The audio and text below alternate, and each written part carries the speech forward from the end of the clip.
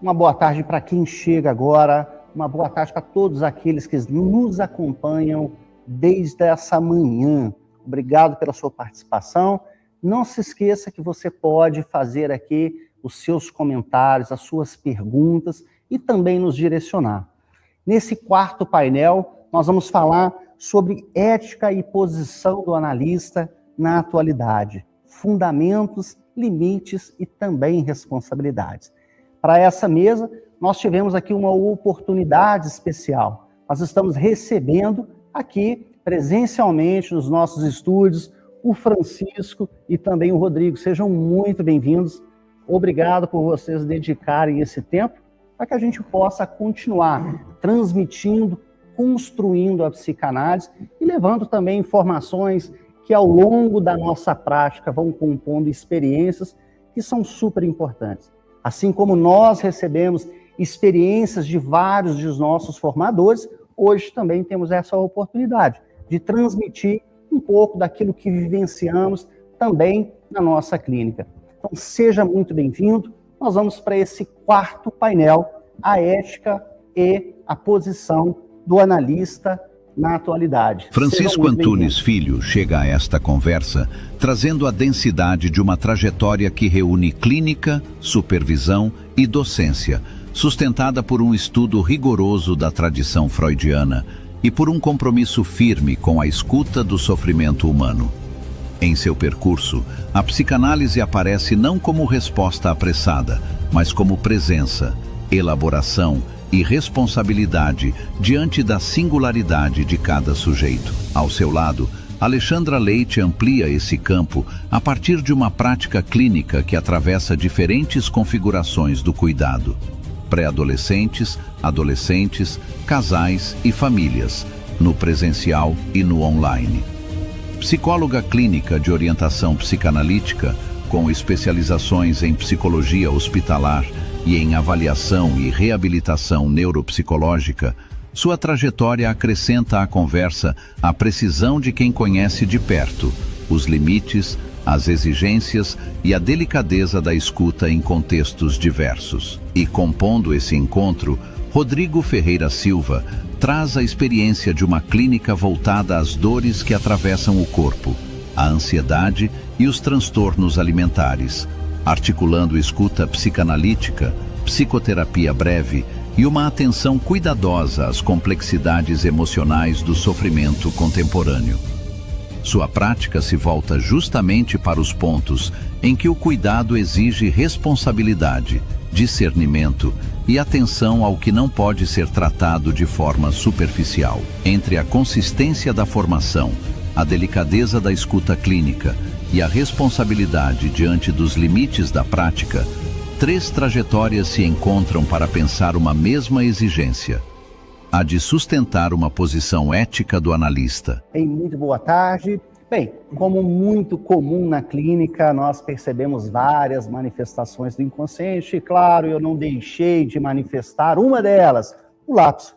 Gostaria também de dar as boas-vindas para a Alexandra, que compõe também essa mesa conosco, este painel, porém, ela também vai fazer isso remotamente, pois não pôde estar presente conosco. Mas gostaria de direcionar nesse momento a você, Francisco, que você poderia compartilhar conosco sobre essa questão da ética e da posição do analista, os fundamentos que pautam toda essa questão que é fundamental. E eu acho que carimba hoje o nosso seminário.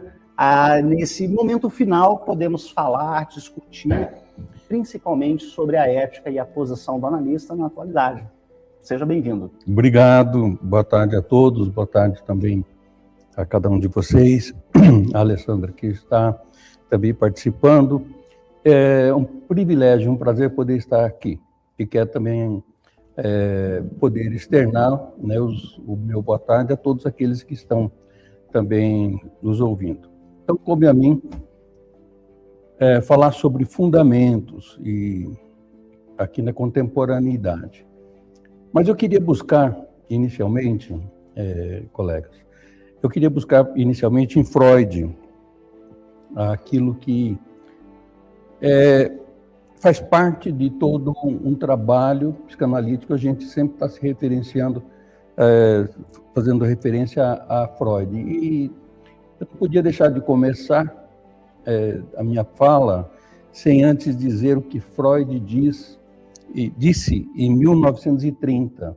E ele disse assim: a vida, tal como nos é imposta, é árdua demais para nós. Em 1930, ele está dando uma palavra que parece ser altamente contemporânea, porque a vida hoje não está fácil. Ela é um corre-corre, é uma vida cheia de emoções, parece que as relações são todas muito fluídas. A gente vê a fragilidade dos vínculos, a gente vê o imediatismo, o individualismo, e parece que a psicanálise tem resposta para isso também, trazendo Freud, de 1930 para cá, para a gente poder fundamentar, então, nossa fala em relação à ética, à fundamentação psicanalítica nesse sentido. Nós temos muitos desafios, não é?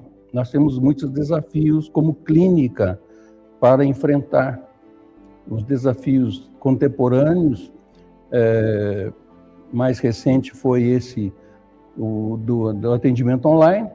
Nós tivemos também, após pandemia, né, o aumento do interesse por tratar de assuntos que estão dentro do processo clínico, como, por exemplo, eu vou contratar uma empresa para poder digitar lá e montar meus prontuários.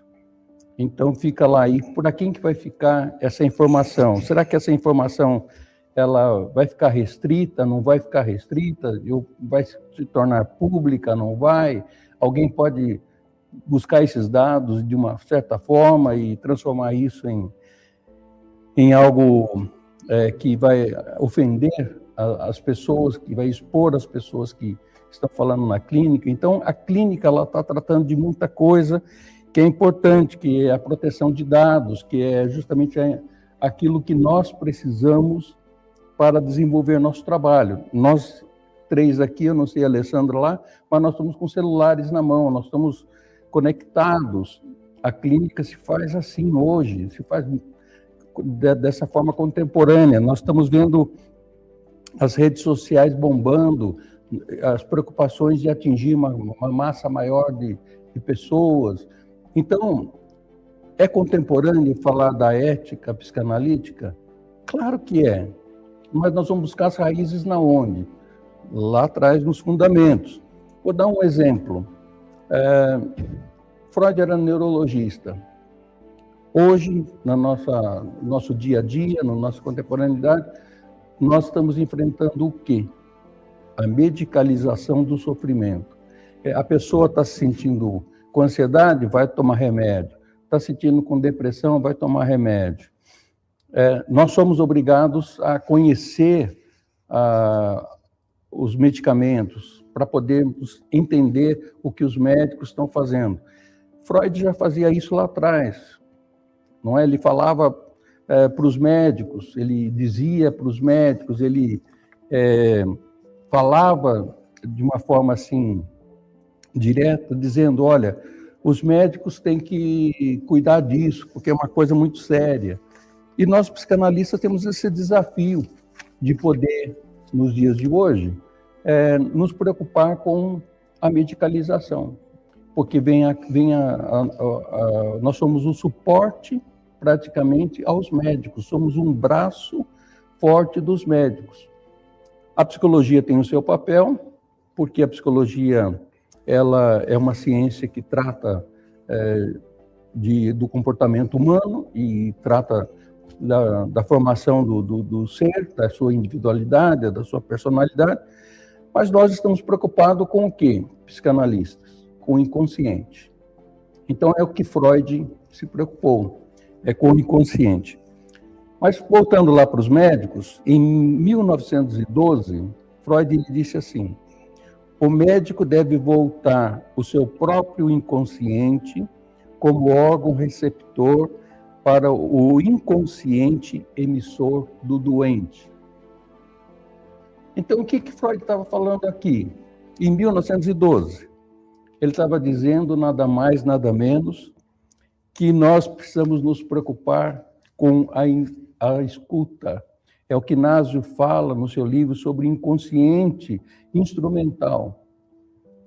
É interessante notar que as ideias do passado e presente, só lembrando que Nasio ele tem a escola lacaniana, ele participa da escola lacaniana, não é freudiana, mas se fundem num caminho só, na escuta, na importância da escuta. Tanto naquela época era uma situação relevante, como hoje uma situação muito importante, muito relevante, porque trata de muitos fatores importantes éticos que nós psicanalistas temos que sustentar durante o nosso trabalho, para não se perder. As pessoas muitas vezes fazem muita coisa no consultório e não fazem a psicanálise.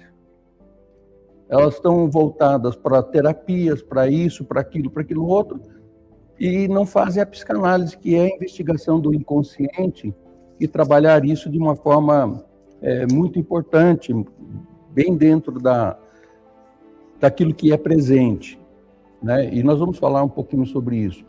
Mas agora eu quero lembrar, por exemplo, alguns autores, alguns professores brasileiros, contemporâneos, nós estamos podendo vê-los nas redes sociais, e alguns têm o privilégio de tê-los como professores.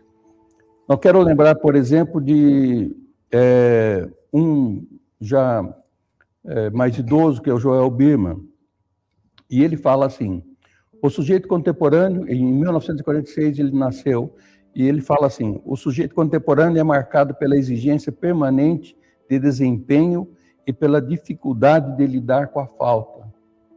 Então ele já estava preocupado com isso. Brasileiro. Outro brasileiro, Christian Dunker, ele diz o quê? O sofrimento não é apenas um problema individual, ele expressa formas de vida e modos de reconhecimento social. Ele é de 66, nasceu em São Paulo. O Birman nasceu em Vitória.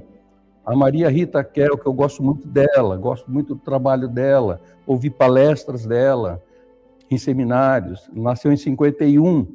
Ela diz assim: a prece é uma das formas contemporâneas de recusa da experiência. Por que contemporânea da recusa da experiência? Porque as pessoas não querem pensar, não querem gastar tempo com as coisas. Elas estão muito rápidas, vão muito rápidas. Vamos pegar quem nasceu em 48 e morreu em 21, que é o Cottardo Caligares, né? Que ele é italiano, mas ele radicou-se aqui no Brasil, e ele diz assim, eu estou considerando como brasileiro, ele diz assim: o sujeito se constrói a partir das histórias que consegue contar de si mesmo. Novamente a escuta, né, que nós estávamos falando no princípio. E, finalmente, e ele era genro de Lacan. Isso é interessante colocar, que o que eu vou falar agora, que é o Jacques Alain Miller, que nasceu na França. Ele diz, era genro de Lacan, ele diz assim: a psicanálise convida o sujeito a assumir a responsabilidade por seu modo singular de gozar. Então, nós estamos olhando para isso. Eu queria incluir mais uma. Claro! Que eu gosto muito de ouvi-la. Você está trazendo só grandes nomes aqui, Francisco. É interessante, uma outra brasileira maravilhosa, é a Isildinha Batista Nogueira. E a Isildinha, ela trabalha com o gênero, ela é negra e ela trabalha com o gênero. E eu ouvi uma palestra dela, que na verdade deve se transformar num livro de tão lindo que é, eu ouvi lá em Curitiba. A Isildinha, ela não publica a data de nascimento dela, e nem o local, por questões, eu creio, pessoais. Mas não se encontra essa informação. Mas a Isildinha é simplesmente fantástica para falar também da singularidade do sujeito. Certo? A singularidade do sujeito. E o que é a singularidade do sujeito para nós na fundamentação dos princípios éticos? É justamente preservar aquele que fala, a singularidade daquele que fala. E eu acho isso fantástico, porque aí está a base da ética. A base da ética é praticamente responsabilizar o paciente diante do seu desejo, e é Lacan que nos traz essa força, bastante dessa palavra, não é? E também sustentar a escuta, que a escuta não é fácil, e nós vamos falar um pouquinho sobre isso. E também é ético a gente falar sobre a singularidade do sujeito. Então, isso são três coisas que eu estou querendo destacar na minha fala, no sentido de valorizar a psicanálise de uma forma altamente contemporânea. E eu queria fechar essa primeira parte da minha fala dizendo o que Elizabeth Roudinesco fala. E ela diz que a ética da psicanálise consiste em sustentar um espaço para que o sujeito possa falar, e o mais importante ela coloca agora, produzir sua verdade. Então, é interessante que são aquilo que é importante para nós tratarmos aqui. Se eu pegar duas bases, né, Freud e Lacan, eu estou citando Lacan várias vezes, eu vou ver que Freud ele está falando do conflito pulsional. Freud fala do conflito pulsional, ele fala da pulsão de vida, pulsão de morte, ele fica trabalhando essas questões no sujeito, que determinam o inconsciente do sujeito. Agora, Lacan, ele vai falar sobre desejo. Ele vai falar sobre essa singularidade. Vai falar o homem não se completa, não é feliz de uma forma completa. Lacan fala, ele mostra isso, que não existe uma plenitude aí. E a única falha que tem é dele não falar aquilo que ele quer falar, de não ser aquilo que não quer. Ele quer ser e não é. Então, a psicanálise ela torna assim, muito importante nesse contexto. Então, quero destacar algumas coisas que são importantes. O respeito ao inconsciente é uma posição muito importante para hoje na questão da ética. Respeitar que psicanálise é inconsciente, nós vamos falar disso, vamos levantar a primeira tópica, vamos levantar a segunda tópica, vamos falar de Freud, de Lacan, vamos falar que Freud ele fala da importância Freud ele fala assim que o homem não é senhor na sua própria casa, ou então Lacan, que ele fala que o desejo é do outro. Então a gente tem que trabalhar o inconsciente. Nós temos que, a pessoa que está na nossa frente, ele vai falar dele, da sua verdade, como eu falei agora, que puxei um pouco isso de Lacan. Também preservar a associação livre, que é muito importante para que a pessoa possa falar livremente. Esse é um tópico muito importante e ético, porque dá a impressão que a gente quer conduzir, pôr a palavra na boca do paciente, ou conduzir o raciocínio do paciente que está à nossa frente. E isso não é ético. A ética é você trazer para ele, para que ele, a fim de que ele possa expor a sua verdade, que ele possa dizer de si. Isso de uma forma conversando, trocando ideias, de uma forma normal. Não precisa estar num divã para poder fazer isso. A pessoa pode estar sentada ou andando. Eu tenho pessoas que ficam andando. E tem outros que querem o divã. Eu tenho outros que ficam sentadas e tomam um cafezinho comigo e tal. A gente quebra aquele momento assim, mostrando a importância. Eu sempre trabalhando como analista para jogar na clínica para a pessoa, porque é a pessoa que precisa falar naquela ocasião, porque o problema é ela precisa expressar livremente, sem um pré-julgamento, aquilo que ela tem para falar. Eu quero falar uma outra regra importante da ética, que é a atenção flutuante. Só que nessa palavra eu quero incluir várias coisas. Além de incluir o desejo, eu quero incluir também algumas coisas que são importantes aqui.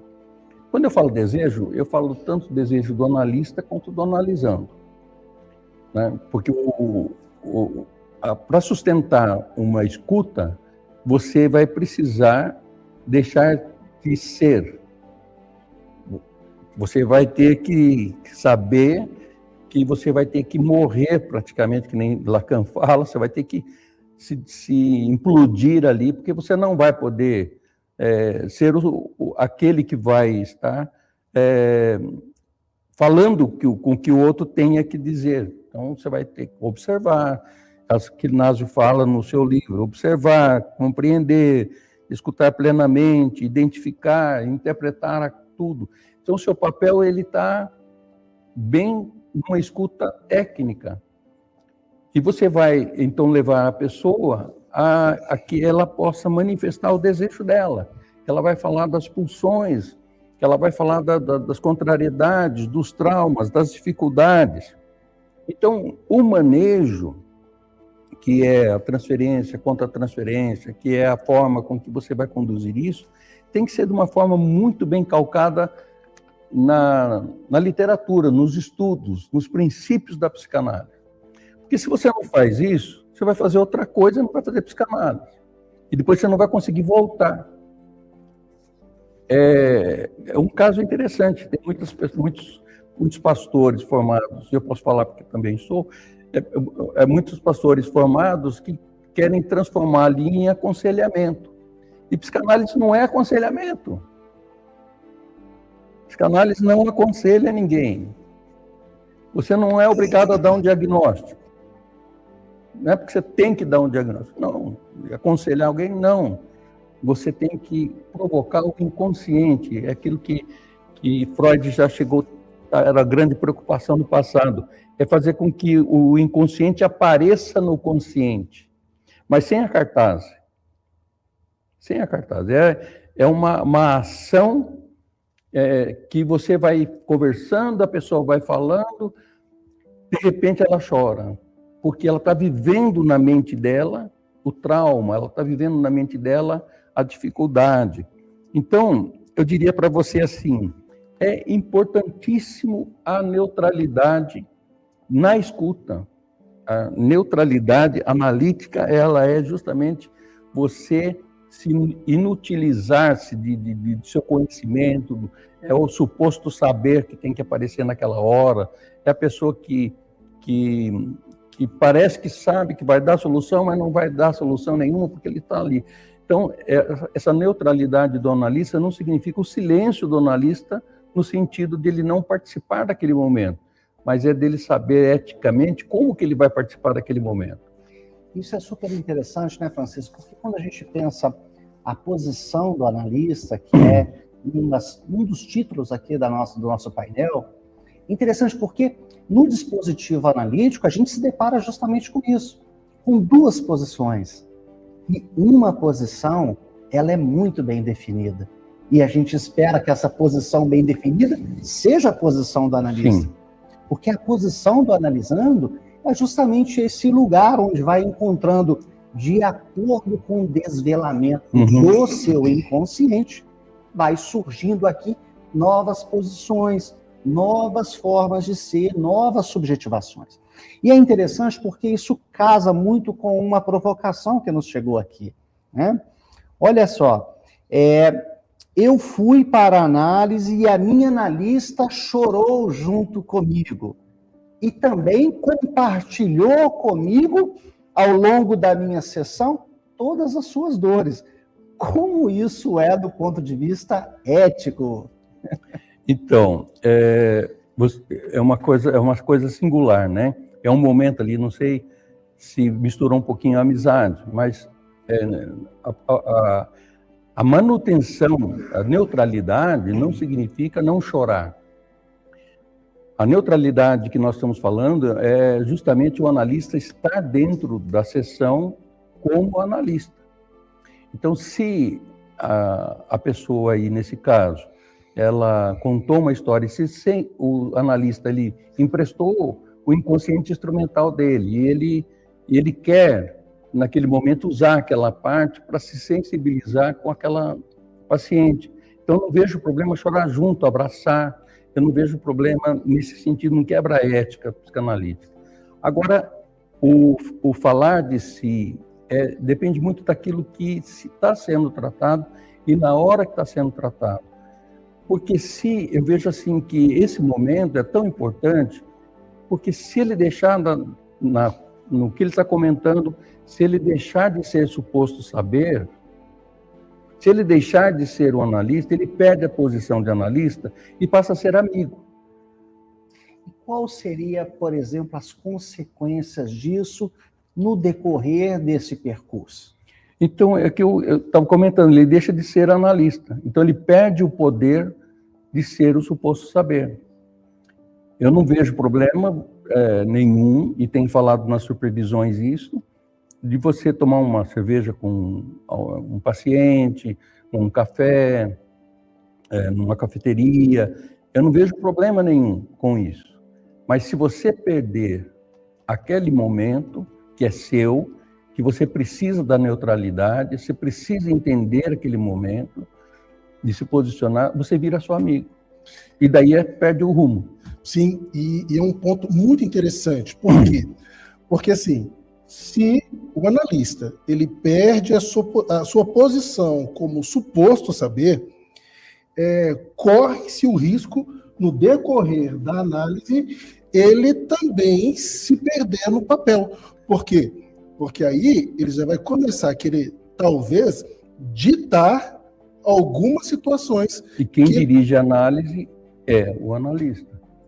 E, de repente, ele não pode perder essa posição. Sim, não pode, né? E talvez ele vai se ver tendo uma posição de amigo. Por que o amigo faz? Eu acho que você tem que fazer aquilo mesmo. Não, mas você está errado, você não pode fazer isso. Já está aconselhando. Então, eu vejo assim que a atenção flutuante, ela é importante nesses pontos que nós estamos abordando aqui agora, porque mostra que você tem que estar acompanhando a evolução das sessões. Porque se você não acompanha a evolução das sessões, se você não tem um projeto, um plano nesse sentido, você, é que ele falou, se você se perde. Ou o analisando, ele não quer mais. Por quê? Porque ele não sente mais que o seu analista tem o que dar para ele. E essa neutralidade que eu estava falando, ela é interessante porque tem muito analista que fala assim, olha, na minha religião, na minha crença, naquilo que eu penso, é assim. Então eu entendo que você tem que fazer assim. Então o analista impõe crenças morais, o analista impõe crenças religiosas, o analista impõe um monte de coisa nessa fala que você está dizendo, que não é psicanálise isso. Não é psicanálise. Quando você deixa, essa neutralidade que eu falo, é quando você deixa de ser aquela pessoa para você ser o analista. Você vai ter que, é aquilo que Lacan fala, você tem que morrer, você tem que se despir de um direito para poder conceder o direito de fala ao analisando, para que o analisando fale. O Lacan, ele trabalha muito bem, e ele pegou da filosofia, Hegel e de outros, ele fala da alteridade. Uhum. O que é a alteridade utilizada na psicanálise? É justamente você valorizar o outro. Então, quando, numa análise, você está olhando para o outro como o seu paciente, e você está vendo o outro, você ensina-o também a ver o outro. Porque muitas vezes a visão dele é uma visão que está muito presa, então ele não está se constituindo como pessoa, ele não está entendendo que ele precisa do outro para ele se constituir. E ele não quer abrir mão daquelas coisas que precisa. Então, a alteridade, ela é uma capacidade de respeitar até a singularidade de si e do outro. Então, ele tem que ter um caminho assim. Eu vejo que Freud falou um pouco no mal-estar da civilização, ele não falou de alteridade, mas ele falou da importância da relação com o outro. Ele diz assim, o próximo não é apenas um possível auxiliar e objeto sexual, mas uma tentação para satisfazer nele a agressão. Então, Freud está colocando assim, Lacan já coloca de uma forma diferente no Seminário 11. O desejo do homem é o desejo do outro. Lacan ainda, ele diz, amar é dar o que não se tem a alguém que não o quer. Por que eu estou usando isso na questão da alteridade? Porque o analista, ele sustenta uma posição ética ao renunciar o próprio saber. Ele assume uma posição ética do desejo dele, do desejo do analisando, da verdade do analisando, porque é singularidade. E ele reconhece aquilo que é do outro, que só pode ser elaborado pelo próprio sujeito, e não por ele. E daí entra essa questão da escuta e do papel nosso do analista. Quando a gente fala de responsabilidade, né, ética também do analista, né, nós devemos pensar que também nesse vínculo analítico existe também uma outra responsabilidade, que é a responsabilidade do analisando, em se comprometer, em se deixar ser direcionado também pelo método, né? O Freud, ele falava sobre isso, ele dizia assim, a pessoa vinha até ele e tal, se queixava, apresentava o seu problema, e ele então escreveu, qual é a responsabilidade que você tem na sua desordem, no seu problema? Freud era fantástico porque ele era cirúrgico, né? Ele falava, pá, ali mesmo. Então, a pessoa que está trazendo, ela tem uma responsabilidade naquilo. Não é só do outro a responsabilidade ou da outra pessoa. É dela. Você está ótimo. É aí em cima. Francisco, muito obrigado até esse momento. Ok. Nós vamos continuar com todas essas colocações, essas contribuições que você está trazendo. Você que está em casa também tem aqui as suas perguntas, as suas contribuições. Manda para a gente, que a gente vai dialogando aqui sobre elas. E gostaria de convidar agora, nesse momento, a Alexandra, que está conosco, participando aqui, desse painel, e vai estar falando aqui para nós sobre os limites e toda essa questão em torno da ética e também da posição do analista. Alexandra, boa tarde, muito obrigado pela sua participação, obrigado por todo o seu desprendimento de estar conosco nesse momento, num momento aí singular para você, viu? Seja muito bem-vinda e nós gostaríamos de ouvir aqui as suas contribuições. Obrigada, Bruno, querido. De primeira, eu amei o tema, eu amo nossa visão. E isso que vocês estão dizendo, que a responsabilidade é de quem? É do par, né? Nós estamos aqui com uma pequena dificuldade, acho que na conexão da Alexandra. Vamos aguardar só um minutinho para ver se estabiliza, Alexandra. Pode falar conosco. O som, eu acho que está um pouco... Enquanto, Alexandra, você vai conversando ali com o Vitor, nós vamos aqui com toda a equipe organizando uma forma de resolver essa problemática. Eu vou conversando aqui com o Rodrigo. Rodrigo, quando o Francisco começa, inaugura esse momento, ele fala uma frase séria do Freud: a vida, tal como ela é árdua demais para suportarmos. Não podemos, ele continua, passar sem construções auxiliares, satisfações subjetivas ou substâncias tóxicas que nos aliviam em algum momento de nossa angústia. Estou parafraseando, a frase não é totalmente, assim, né? Mas isso também vai de encontro com a temática que você vai apresentar para a gente hoje, né? Seja bem-vindo. Isso aí, Bruno. Muito obrigado, né, pelo convite. É um prazer estar com vocês, né, Bruno, Francisco, Alexandra. Nós, nessa contemporaneidade, né, da psicanálise, nesse desenvolvimento enredado em tudo o que tem acontecido, né, no mundo, desde que a gente tem esse nome psicanálise, né? E aí, 1896 para cá, tantas coisas já têm acontecido. E o Francisco foi muito feliz numa frase que, né, uma posição que ele trouxe, que o mundo hoje não sabe mais lidar com o tempo, não sabe lidar mais com a espera. É tudo muito rápido, é tudo muito dinâmico.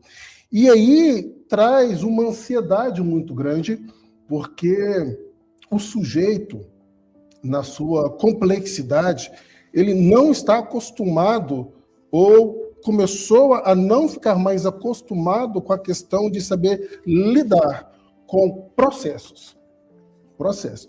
Se a gente começa aqui, em 1830, quando Freud vai lá trazer lá o livro O Mal-Estar da Civilização, e um tema muito interessante nesse livro, né, bem citado também pelo Francisco, é que Freud ele vai trazer a ideia de que o indivíduo, por mais que ele tente ser bom, ele também é mau. Uma grande proporção dele é mau. E esse mal que ele vai ser para o outro, que de repente é resposta de uma expectativa que ele acredita ter da sociedade que ele foi inserido, ele vai poder usar esse mal de várias formas. Então, ou oprimindo, ele vai de repente tentar esse mal, subjugando alguém, julgando, abusando, né? E nem sempre ele vai saber lidar da melhor maneira possível diante, de repente, das suas crenças e responsabilidades, socialmente dizendo. Pois bem, eu sou da época que na escola, por exemplo, se um professor falasse assim, vamos estudar a geologia de área tal, de país tal, nós éramos obrigados ou convidados compulsoriamente a buscar uma biblioteca. Até eu encontrar o que realmente eu precisava, o que eu buscava, eu navegava por vários conhecimentos, por muitos saberes. E isso enriquecia e muito o Rodrigo, como alguém que busca um conhecimento, alguém que busca uma resposta. Só que, com essa contemporaneidade, com a atualização de tudo que vem acontecendo, a sociedade já não tem mais este zelo, ou não tem mais essa calma ou paciência para lidar com isso.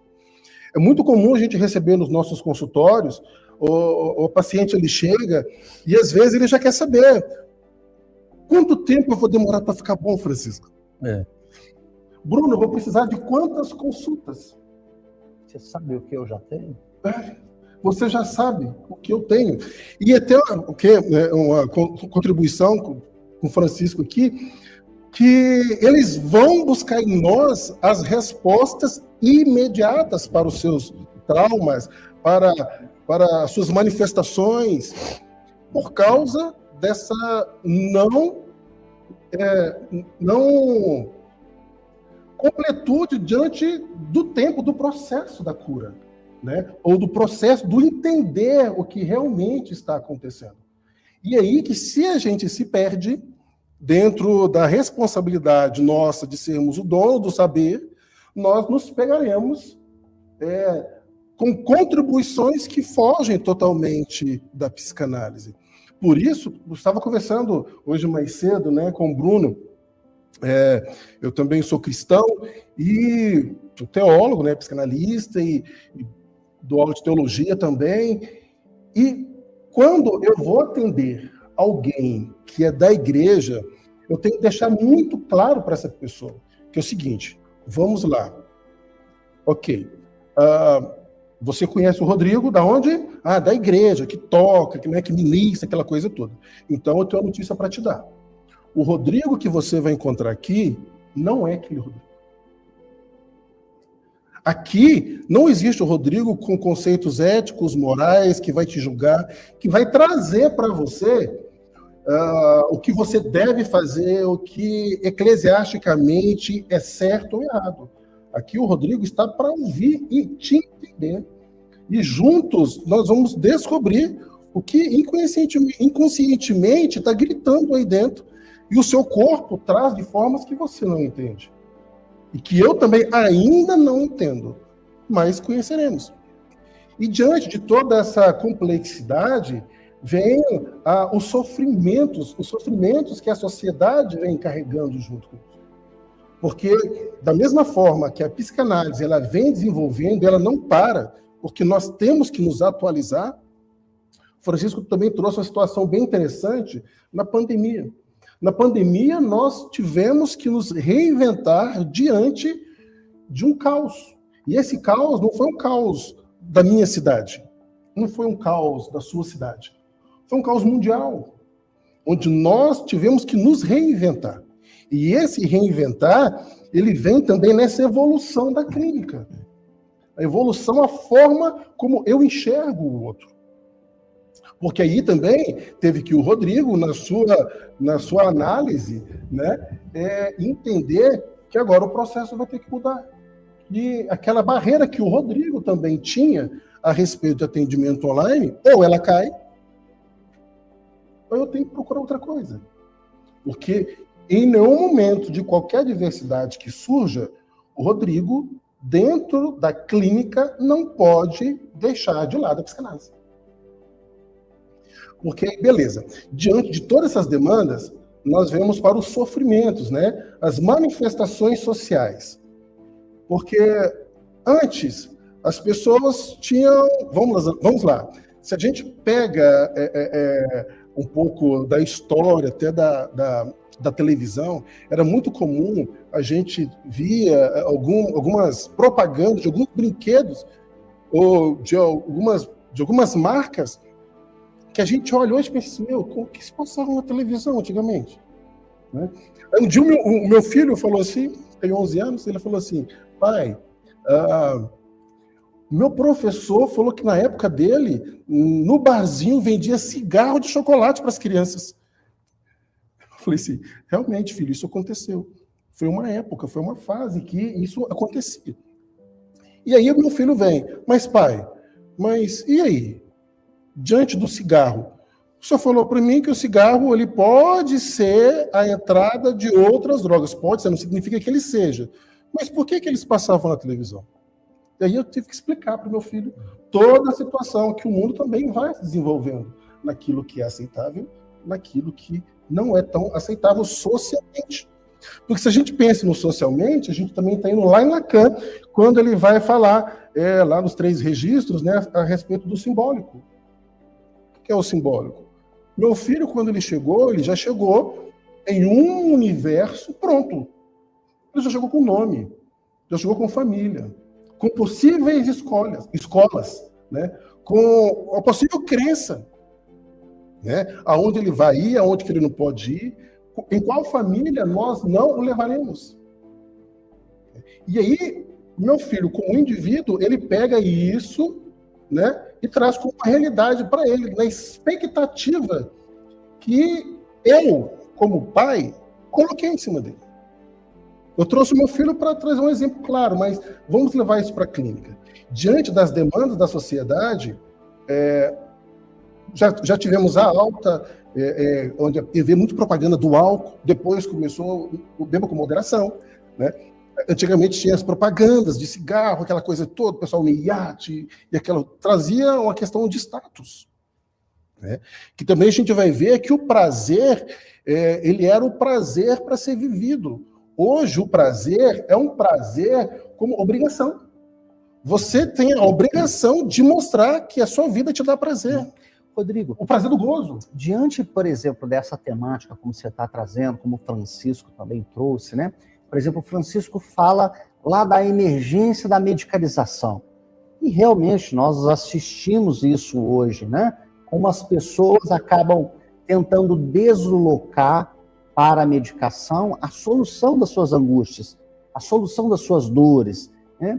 Então a gente pode unir aqui essa questão da medicalização, e se a gente une com essa temática que você está trazendo também, por exemplo, tanto a medicação como a droga, elas passam a ser aqui modos pelo qual o sujeito busca, talvez, um alívio para as suas dores, para as suas angústias.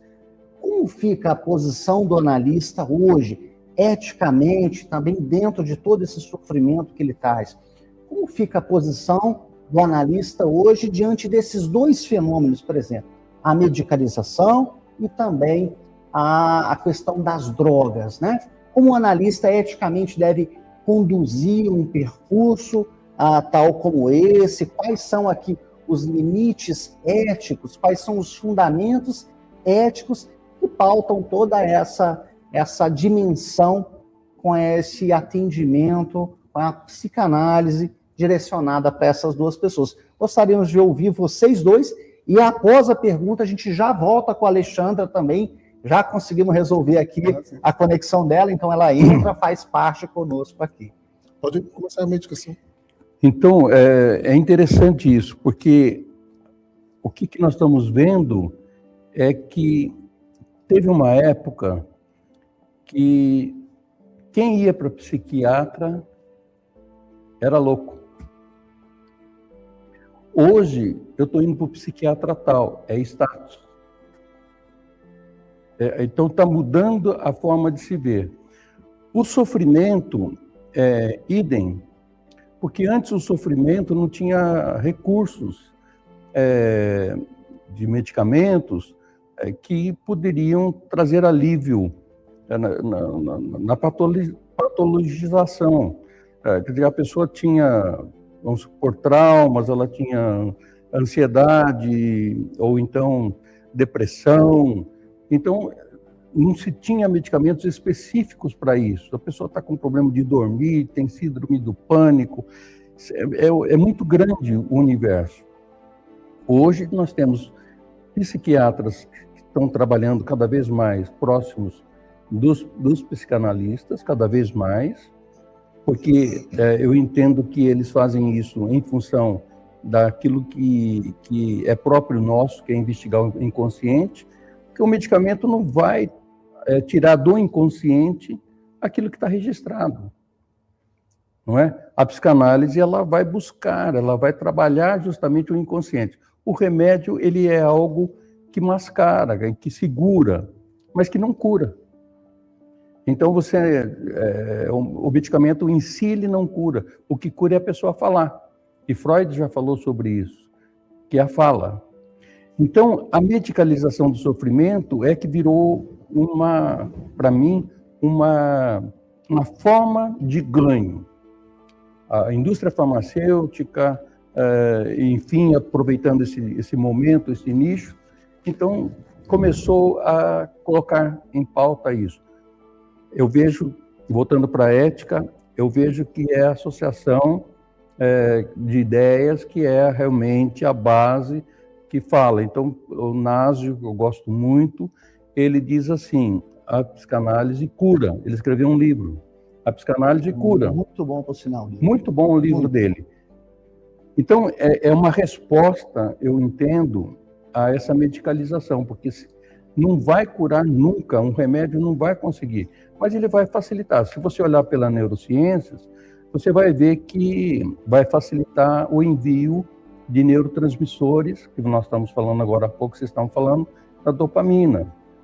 Então, daí tem o Zetron, tem um monte de medicamentos que vão injetar a dopamina para que a pessoa possa ter esse up na vida dela. Ou, dependendo do tipo da doença, do problema que aquela pessoa está enfrentando, talvez não seja doença, seja transtorno, que é uma diferença entre os dois, a pessoa ela está tomando a medicação, ela está tomando serotonina, que é um neurotransmissor, ou ela está tomando a noradrenalina que ela está precisando. Então, a medicalização ela é importante, ponto. Mas ela não vai tirar o que tem no inconsciente. Nós trabalhamos com o inconsciente. Então, nós somos o braço certo para a psicanálise. O médico faz o papel dele e nós temos que fazer o nosso papel. Eu não estou dando ênfase à psicologia, e principalmente à psicologia que trabalha com a TCC, que alguns médicos gostam e preferem mais. Mas eles vão acabar voltando para a psicanálise, porque nós não estamos preocupados com o sintoma. Nós estamos preocupados com o quê? Com o inconsciente, que vai gerar o sintoma. Então, os médicos cada vez mais estão olhando para isso. E eu tenho pacientes médicos também. Então, eu estou vendo que isso está acontecendo e muito na classe médica. Dando a importância que estão dando ao inconsciente, ao trabalho nosso de psicanálise. Então, nós temos que preservar a ética para que nós possamos ter psicanalistas que fazem eticamente o seu trabalho. Oferecendo assim uma psicanálise genuína, né? Genuína. Cura através da fala, como nós temos desde os nossos primórdios, né? Francisco, obrigado. Rodrigo, a resposta à pergunta, e logo a gente já volta ali com a Alexandra. Sim, essa questão do vício, da droga, do químico, é um trabalho árduo, né? Eu tive uma experiência durante uma longa data, sendo responsável terapêutico com uma casa de recuperação de dependentes químicos na região metropolitana de Belo Horizonte. E o desafio é muito grande, porque, diferente de alguns transtornos ou de alguns sintomas que algumas pessoas carregam, quando a gente fala de algum tipo de dependência, seja ela química ou não, porque quando a gente fala em vício, a gente logo pensa em dependência química. Mas nos dias atuais, estávamos conversando hoje, né, Bruno, a respeito dos jogos, as casas de aposta. Quantas pessoas nos procuram porque entraram num estágio de quase de calamidade, de miséria, por não saberem controlar toda essa situação. E diante, por exemplo, de um caso químico, eu trabalhei bastante lá, literalmente não dá para você fazer uma psicanálise, tratar o inconsciente daquele sujeito sem trabalhar juntamente com isso todo o ambiente no qual esse indivíduo está inserido. Eu tive um caso de um rapaz que ele estava lá já na casa de recuperação há 4 meses, né, e foi passar por um período de socialização na casa dele. Lá tinha todo o trabalho laboral, que a gente trabalhava com eles, né, a questão de ocupar a mente, e a casa também trabalhava lá com os 12 passos, aquela coisa toda. E ele tinha problema com álcool, era o grande problema, e algumas outras drogas, mas o grande problema era o álcool. E aí, a família teve a brilhante ideia. Olha, o fulano vem, vamos fazer uma festa para recebê-lo. Aí chamou os amigos, já foi fazer churrasco, já foi trazer cerveja, o álcool, aí um já vem fumando, aquela coisa toda. Deu certo? Não deu certo. E aí, essa falta de conhecimento e entendimento dessa atualização dos tempos faz com que o indivíduo, dependendo da situação, ele não enxerga que ele é a grande parte colaborativa no processo. Uai, mas essa casa de recuperação ela não é tão boa assim como fala, porque o meu filho caiu, ele teve uma recaída. E aí é um dos grandes desafios que nós temos diante desta demanda, esse grito social. Esse grito social. Porque ele é social, e quando a gente fala social, a gente não está querendo dizer exclusivamente de uma pessoa com pouco ou muito dinheiro. E quando a gente fala de uma demanda social, automaticamente já tem-se a ideia que isso só acontece com quem não tem dinheiro. Vamos lá, casa de apostas.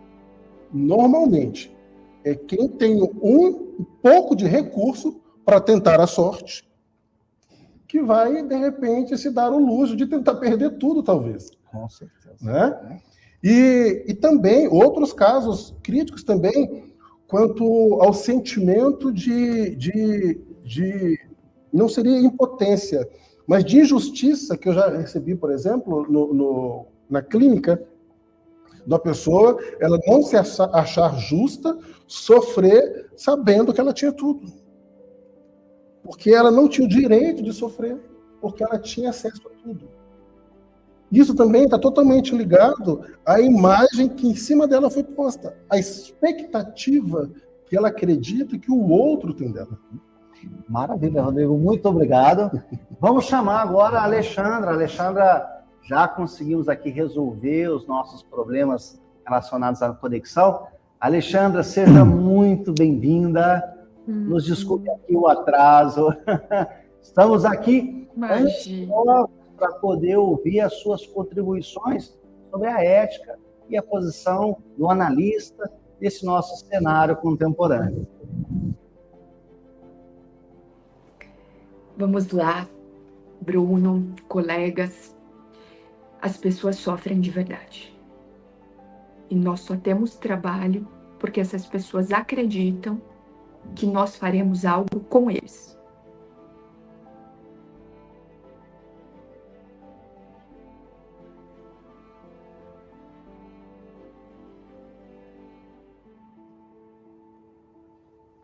Tá mudo aqui? Alexandra, não estamos te ouvindo. Não.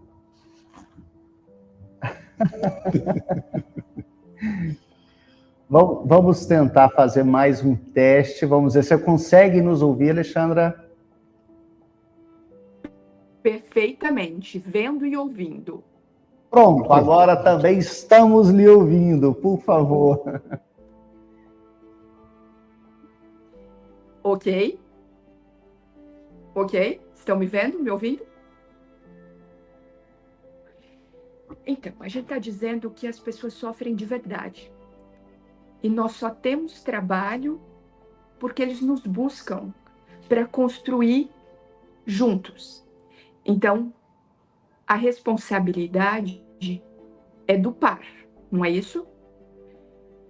Só existe trabalho analítico, ética, quando há o encontro do sujeito com o seu desejo e num tempo em que a responsabilidade subjetiva está pouco estruturada, estamos caminhando aí para jogos, como o Rodrigo falou, dependência química de drogas legais ou ilegais, né? Francisco tomou Freud com base de neurologista que observava que afecções no corpo também eram feitas por traumas, por conflitos, por brigas, por não saber que quando a boca fala, o corpo sara. Bruno, você está lendo as perguntas aí, o que nós temos valiosa para fazer esse bate-bola. Faz sentido o vínculo, né? O que acontece entre analista e analisante quando ninguém está vendo. Uhum. Bem, é super interessante, né, Alexandra, quando a gente entra nessa discussão. Acho que esse ponto que você tocou é um ponto central. O corpo.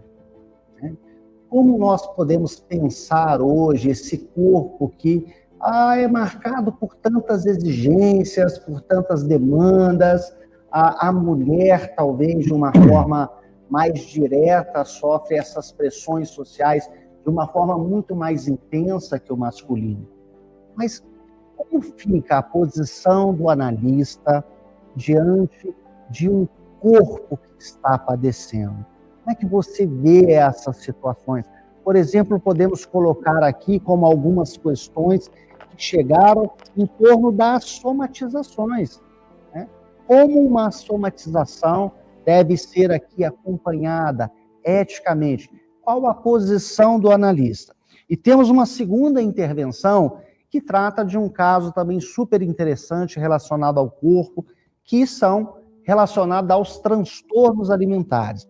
A pessoa está dizendo aqui que conhece uma pessoa que está em análise e ela está com grandes comprometimentos físicos e corporais devido aos transtornos alimentares. Como é que você pensa a posição e a ética do analista diante de um corpo que ali no nosso setting observamos padecer?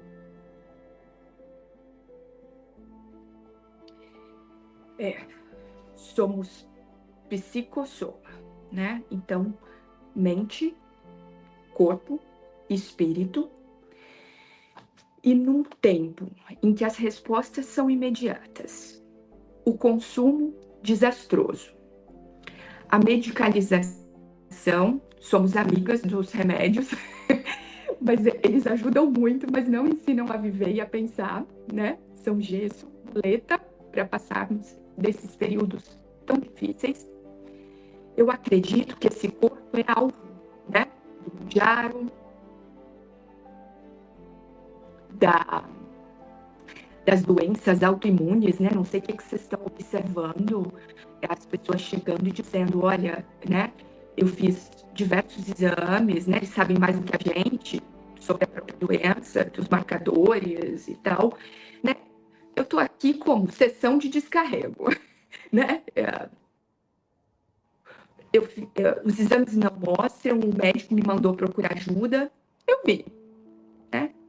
Daí eu digo que fica claro que você pode não voltar, mas já que você está aqui, vamos aproveitar esse tempo. Então, esse corpo está fragmentado, né? Está desmoronando e a imagem, né, não está tendo como sustentar isso. O que você vê? Bruno, Francisco, Rodrigo, o que vocês observam? Por favor. Esse corpo apagado, né? Ou esse corpo que precisa ser excepcional. A vida é feita de gente mediana, de bom senso. A vida, a gente só se vive uma vez, né? A Lacan vai falar um pouco a respeito disso. Podera eu voltar e viver novamente. E é muito comum, Alexandre, a gente ouvir na clínica, às vezes, do paciente, ele falar, se eu tivesse oportunidades lá atrás, eu pensasse como eu penso hoje, talvez eu faria tudo diferente. E a pergunta, né, no caso, a resposta, que seria uma pergunta, seria qual a possibilidade de você ter essa responsabilidade cognitiva hoje, sabendo que você é resultado dessas experiências que você teve lá atrás. E talvez a forma como o indivíduo não soube ou não está conseguindo lidar com essa situação faça com que o corpo sofra tanto. Porque o corpo, ele acaba trazendo para fora tudo aquilo que emocionalmente ou inconscientemente, como o Francisco trouxe de uma maneira muito clara, não coloca para fora aquilo que o inconsciente não consegue libertar, ou o recalque reprime de uma forma tal que, às vezes, o corpo ele começa a falhar, né? E a grande pergunta, Alexandra, de repente, e talvez até como um norte para os médicos, e aí vem aquele bate-bola sensacional que nos dias de hoje está muito comum, tanto o psiquiatra com o analista ou o terapeuta, né, para entender toda essa situação emocional, porque antigamente os médicos não perguntavam se você tinha algum problema emocional. Hoje em dia, às vezes, na anamnese, é uma das primeiras perguntas. Você tem algum problema emocional? Você está passando por alto nível de estresse e tudo mais? Porque é importante para a medicina também entender emocionalmente em que lugar o seu corpo quebra mais fácil. Porque entendendo isso, fica mais fácil, até com as ligações e toda a teoria psicanalítica, no desenvolvimento psicossexual lá em Freud, entender todo o processo aonde talvez está o momento em que algo não foi, de repente, entendido como deveria ter sido entendido. Maravilha. Francisco, quer dar uma resposta? Ou tem até uma outra pergunta aqui também para você. Pode fazer. A pergunta é a seguinte. Oi, Alexandra, perdão. Oi, transtornos alimentares, esse corpo que é marcado, né? Nós estamos tendo um pequeno delay novo da sua fala.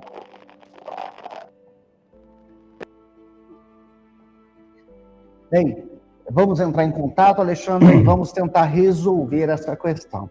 Bem, Francisco, voltando aqui, a pergunta é, a priori, o movimento do psicanalista, muitas vezes, o movimento do psicanalista seria o de mergulhar junto com o paciente nas suas questões inconscientes, que faz parte daqueles fundamentos dos quais você iniciou hoje conosco aqui. No nosso contexto social atual, em que a própria psicanalista passa por pressões e também por demandas, como, por exemplo, captar clientes, como manter esse mergulho seguro e não transformar a sessão num abraço de afogados? Pois é. Eu estou pensando naquilo que está sendo dito e estou pensando o seguinte.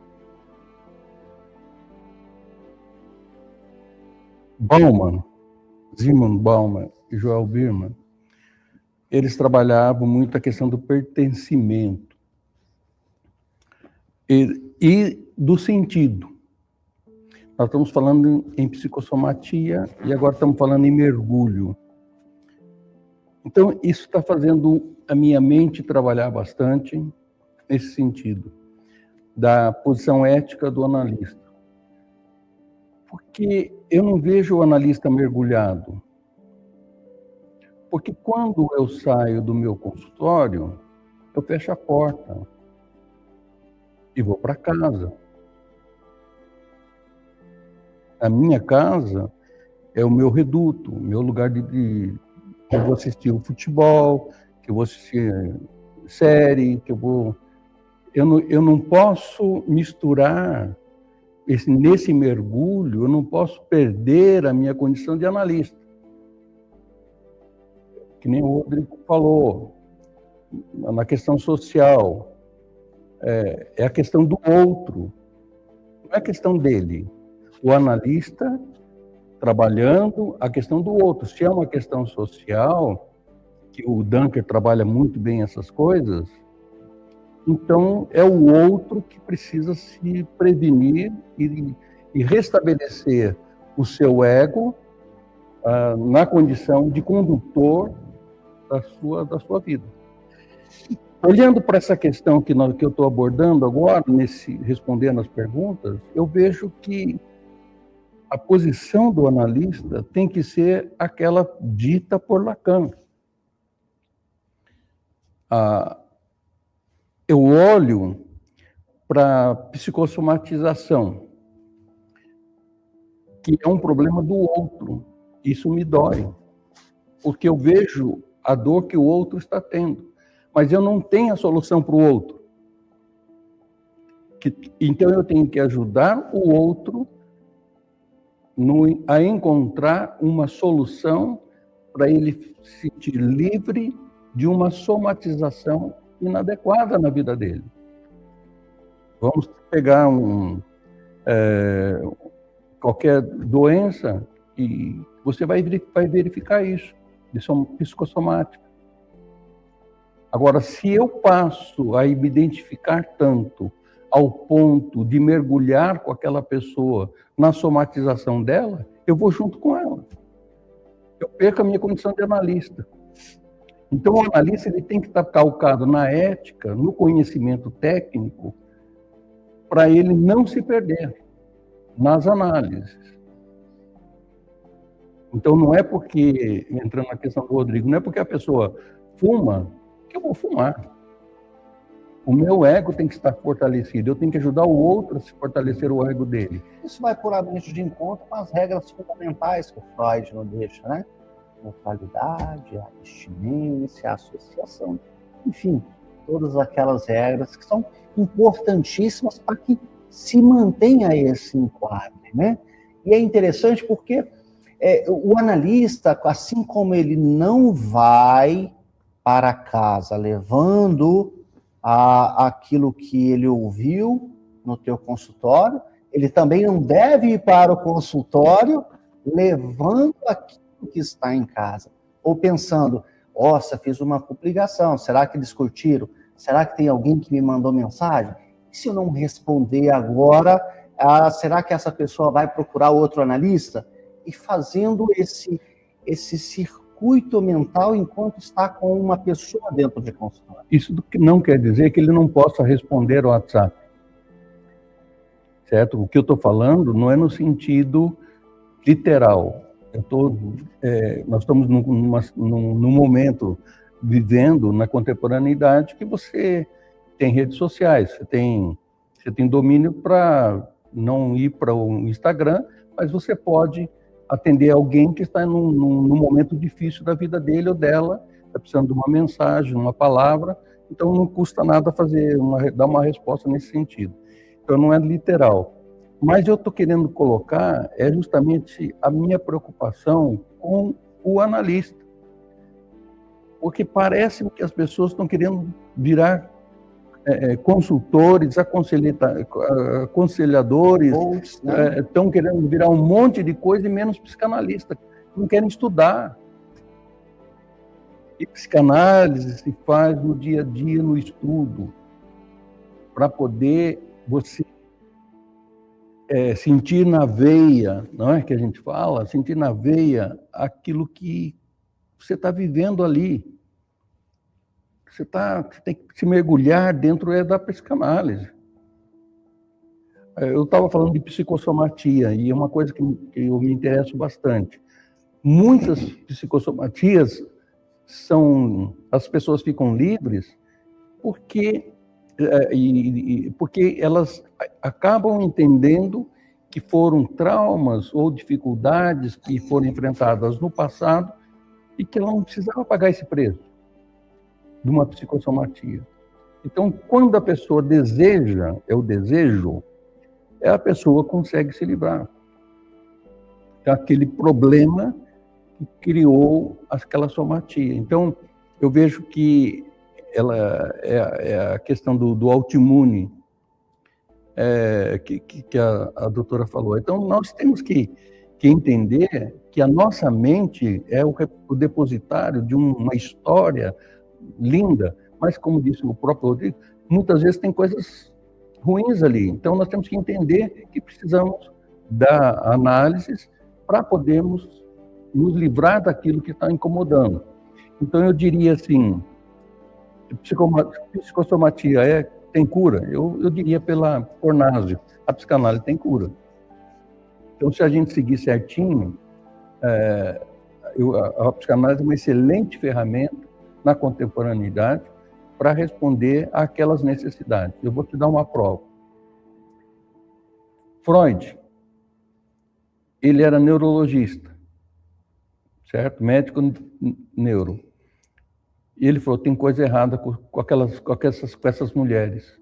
Elas vêm se queixando de um monte de coisa, mas elas têm outra coisa, é histeria. Descobriu uma doença emocional e as mulheres eram portadoras e também os homens passaram a ser portadores. Olhando para a histeria hoje, eu diria é ansiedade. Sem dúvida. Eu falaria, é ansiedade. E que pega tanto homem quanto mulher, por causa do momento que vivemos. Então, eu diria para você, é psicossomático uma coisa dessa, ou é um problema que já foi lá com Freud, e está acontecendo hoje, nos dias de hoje. Freud falou, a psicanálise cura lá, e agora nós estamos defrontando com isso, a psicanálise cura hoje. Se ela for um exercício ético, acima de tudo. Sim, perfeito. Se ela for um exercício ético, ela cura. Se ela sai de todas aquelas regras fundamentais, de todos os parâmetros e também dos seus limites, isso é muito importante a gente dizer, né? A psicanálise, ela também tem uma borda, um limite, né? Não pode Dali tudo, né? não se faz mais psicanálise, a partir desse ponto não mais. Ela tem limites também. E se o analista, ele age a sua posição e a sua ética dentro desse dispositivo psicanálise, fundamentado em toda a sua teórica, a análise com certeza acontece. Nós temos uma outra pergunta super interessante, que eu acho que toca muito sobre essa questão da ética.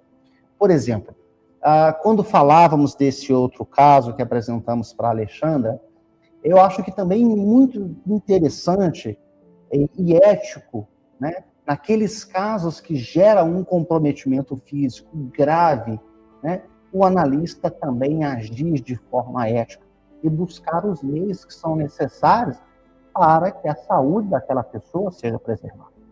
Eu lembro de uma analisanda que eu tive, a sintomatologia principal dela, bulimia e anorexia. E, de repente, ela se aparece grávida, com 38 quilos. Né? Então, toda uma gravidez de risco que, eticamente, eu precisei movimentar uma rede de apoio para que pudéssemos dar alguma espécie de sustentação para aquela pessoa.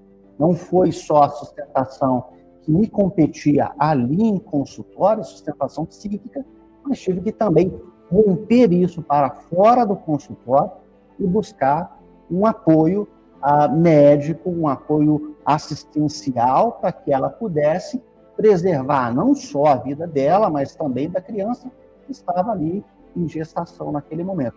Eu acho super interessante o analista pensar essas questões, e aí vem uma questão aqui super interessante que eu queria lançar, que trata também sobre isso. Eticamente, em casos mais graves, né? Como o analista ele deve se portar, como ele deve conduzir. E a pergunta é assim: como a psicanálise entende a automutilação? Seria apenas um comportamento autodestrutivo ou podem ser vistos como uma tentativa de colocar no corpo uma dor que ainda não pode ser dita?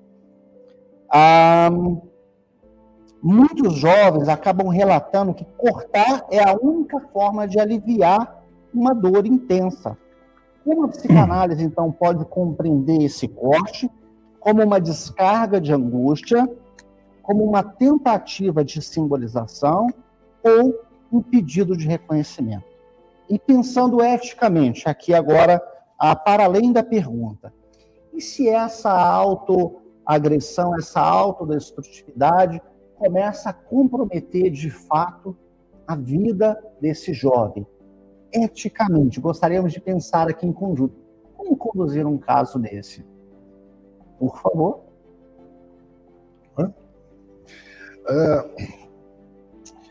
Eu sou muito a favor, muito favorável, né, de quando o caso clínico, não só emocional, mas também físico, né, e biológico do paciente, né, do analisando, está em risco, é sempre muito importante a inclusão de profissionais que possam auxiliar, até mesmo porque, vamos lá, eu vou pegar o primeiro caso que você citou, né, da moça com 30 e poucos quilos e grávida. Se a gente parar para pensar um pouquinho, que nesse processo o corpo dela vai passar por um conflito enorme de produção de estrógeno, de progesterona, e que isso vai mexer completamente com a cabeça dela. Agora a gente vai passar para o princípio da qual que emocionalmente ela já não vai estar estruturada por causa de todo o medo da ansiedade que acabou de bater na porta, mais uma, né? E agora, pela questão do caso de bulimia e anorexia, a falta de nutrientes e vitaminas que auxiliam nas ligações cognitivas para que haja insight, para que haja compreensão e para que haja também o entendimento de todo o processo clínico analítico. Então, a ética diante de uma situação, né, também vem quando nós entendemos que nós não somos donos de toda a verdade sobre toda a ciência, né? Que às vezes há sim essa necessidade de um grupo de apoio, porque também eu vejo como se fosse assim também, da mesma forma quando um psiquiatra ele pede para um paciente para procurar análise, para que o remédio faça efeito, ao mesmo tempo que vai curando e diminuindo os sintomas do físico, a mente vai trabalhando para que os sintomas emocionais possam ser resolvidos, e assim, então, aconteça o desmame da medicação. Porque, como o Francisco bem disse, a medicação em si, ela não resolve o problema, ela resolve o sintoma. Mas o que nós procuramos inconscientemente é da onde vem o sintoma, né? Agora, passando para a automutilação. Uma vez que essa automutilação seja... porque aí a gente é muito importante a gente olhar essa análise, né? Essa automutilação começou quando, como, quando foi o primeiro caso, porque aí a psicanálise pura, da análise do inconsciente, da escuta, vai trazer para nós as melhores ferramentas e ocasiões, no caso, para o atendimento da melhor forma possível. Porque pode ser uma carência por atenção, pode ser um princípio de um transtorno onde pode culminar no suicídio.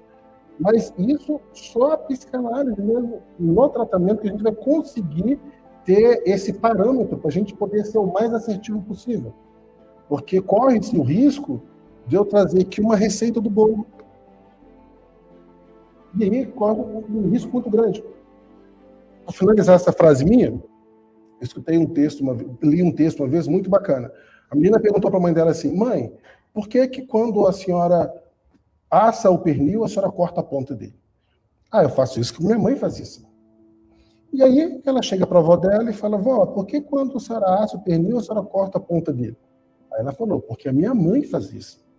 E aí ela foi na bisavó dela, muito velhinha, e pergunta: Bisa, por que quando a senhora vai assar o pernil, a senhora corta a ponta dele? Ela falou: o quê? Senta aqui no colo da Bisa, vou te contar. Quando eu morava na roça, o nosso fogão era muito pequeno. Então, se eu não cortasse a ponta do pernil, o pernil não cabia inteiro no forno. Simplesmente por isso. Rodrigo, o que você está querendo dizer? Que quando a gente entende todo o processo pelo qual começou aquilo que a gente enxerga hoje, fica mais fácil a leitura à luz da psicanálise, para a gente entender qual o melhor caminho a gente pode tomar para ser mais assertivo possível. E incluir os profissionais necessários, se assim for, para que, ou analisando, tenha todo o suporte possível. Maravilha. Muito obrigado. Francisco, gostaria de fazer alguma consideração? Sim. A gente já logo entra com a Alexandra de novo. Viu, Alexandra? Que ótimo. Já fazemos novamente a tentativa de conexão com você. Que ótimo. Eu vejo assim, o que nós estamos comentando e estamos falando, que é necessário, urge, que o psicanalista ele detenha um certo conhecimento, além da psicanálise. Eu recomendo sempre o DSM. Agora já ele está um pouco trabalhado. Eu sempre falava do DSM-5, mas tinha o 4, e agora passou a ter uma outra versão, que eles vão atualizando. O DSM, ele dá ao psicanalista, que não é obrigado a isso, mas é um recurso, de conhecer as doenças, de conhecer os problemas. Por exemplo, fibromialgia, que é uma doença psicossomática. Então, vai lá, vamos saber como é que cuida da psicossomatia de tal questão. A pessoa está com uma dificuldade do cut, quer dizer, do cortar. Então, vai lá procurar a informação e entender pelos médicos, na visão do médico, não é o CID, esse aqui é o DSM-5, que eu falo 5, mas já tem uma atualizada. Vai conhecer a doença, vai conhecer o que se trata, como que ele vai falar alguma coisa se ele não conhece aquele sintoma, ou aquilo que a pessoa está carregando, que é um trauma, ou alguma coisa, para você entender. Vamos dizer assim, a ansiedade tem, acho que uns 8 tipos, 6 tipos de ansiedade. Se for ver depressão, tem uns 12 tipos de depressões. Então, o psicanalista, ele tem que entender, basicamente, daquilo que está acontecendo, que o médico está cuidando e como ele deve conduzir. Então, o manejo, né, se fala muito em manejo, mas a forma com que o analista vai fazer a transferência, a contra-transferência, como ele vai se portar dentro do processo, é muito importante, dentro da ética. Ele não pode perder aquela condição de que ele sabe, sem ele dizer que sabe. Então, ele vai ter que manter sempre isso. Então, é importante ele entender que... Eu gosto muito de Inácio. Deixa eu fazer uma citação de Inácio. Claro. Ele diz assim, por trás do sintoma encontra-se a fantasia. Por trás da fantasia encontra-se o desejo. E por trás do desejo encontra-se o trauma. Então, ele era psiquiatra, ele é psiquiatra, e eu gosto muito da maneira com que ele expõe as coisas. Então, ele está dizendo aqui de uma forma muito clara, né, pontuando o caminho daquilo que nós estamos falando, que é a psicossomatia, ou as doenças traumáticas, ou aquilo que está surgindo, como o Kurt, que foi falado agora. Então, eu diria assim, não é, eticamente, não é tão importante o que o psicanalista fala, mas é como ele age. Se ele perder a sua condução como analista, ele vai perder a oportunidade de conduzir aquelas sessões da melhor forma possível. Então, não é trazendo a pessoa e dizendo, eu sinto muito que você está acontecendo isso com você, e ficar ali se condoendo afetivamente, não vai resolver o problema. Isso não vai resolver o problema da pessoa. A pessoa já está vindo, mas ela quer entender pelo processo pelo qual ela passa. Eu vejo assim que não é o que diz, mas é a forma com que está se portando ali. Então, o Naso que fala isso. Eu acho que é muito importante ao psicanalista ele entender o seu conhecimento daquilo que ele está conduzindo. Então, não é os sintomas, eles são os reflexos de muita coisa, de muitas formas de ser. Mas eu estou preocupado com a Alexandra, eu acho que ela está na hora dela. Vamos tentar convocar aqui. Alexandra! Gente, tem 700 pessoas tentando me auxiliar aqui e não vai a internet, mas vamos salvar nosso momento. Que bom, Alexandra. Vamos continuar, por favor. A gente gostaria de te ouvir mais um pouco sobre essas contribuições, sobre a ética, a posição do analista nesse mundo contemporâneo. Nós tivemos, infelizmente, a oportunidade de ouvir pouquíssimo até agora. Ai, nem me fala. Bom, transtornos alimentares não são comuns na vida adulta, né? não se alimentar de comida e da vida, vomitar o mundo, né? Ou se cortar, para que a dor de fora seja maior do que a dor de dentro, são questões muito contemporâneas que a gente vê todos os dias, né? A ética da psicanálise é: você está aqui, está resguardada pelo sigilo ético da minha profissão, mas, né? Transtornos alimentares, integridade física, primeira coisa, né? Não dá para salvar a mente se não salvar o corpo. Tem que se alimentar de comida, da vida, né? Ser banhado pelas questões familiares, pela desgraceira, pela mazela que tá posta, mas enfim, né? Diga.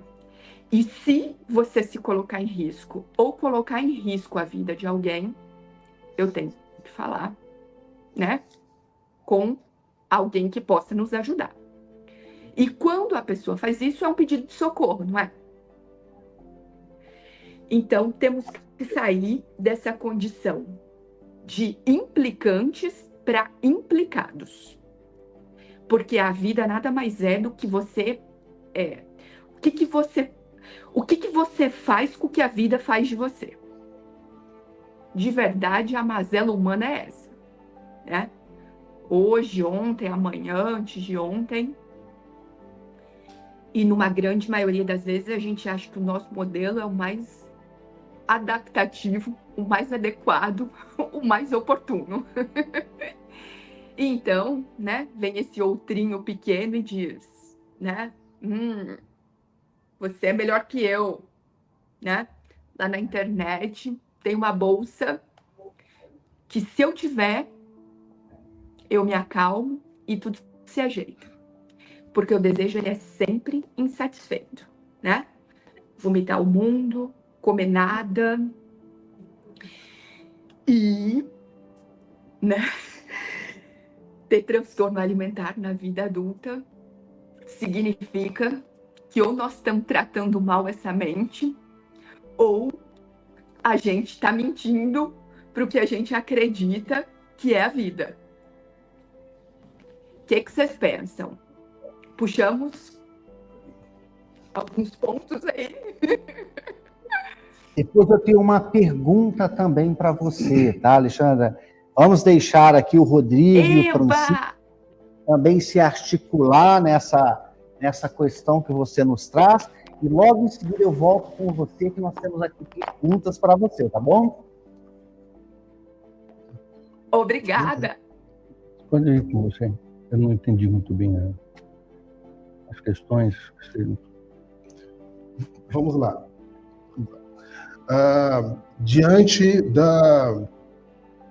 Como você bem disse, né, Alexandra, é algo muito contemporâneo essa questão de tentar fazer com que algo externo supra ou sobreponha demandas que internamente não estão sendo bem articuladas ou remanejadas.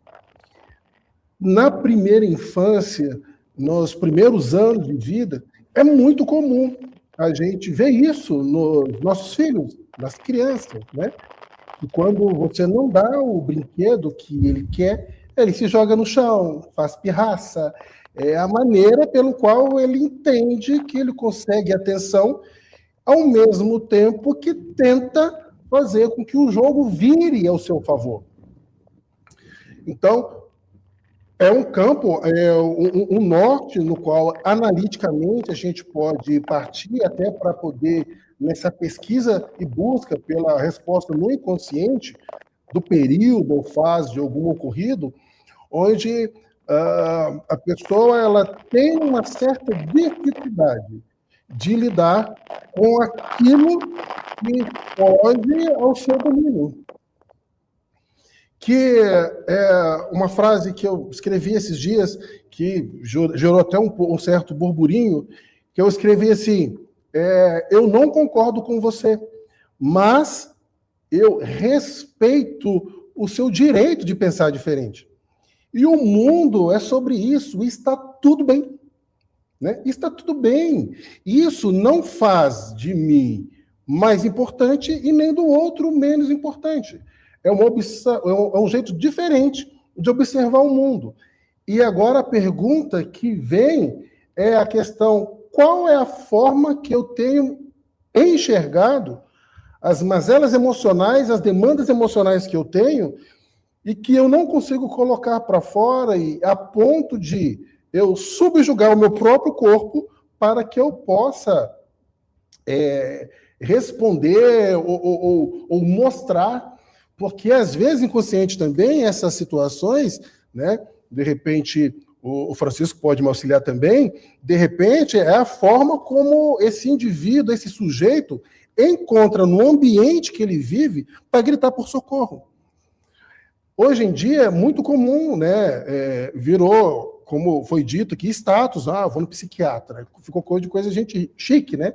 Antigamente tinha aquela coisa, tratar do emocional é coisa de doido. E aí vem a pergunta: o que é ser doido para você? Ou melhorando a pergunta, o que é ser normal para você? Porque o que é normal para o Bruno pode não ser normal para mim. O que é normal para o Francisco pode não ser normal para mim. O que é normal para mim pode não ser normal para o Francisco. Mas aí a forma como nós enxergamos a subjetividade que cada um de nós temos e entender isso no contexto que eu vivo vai me ajudar a entender as minhas demandas emocionais.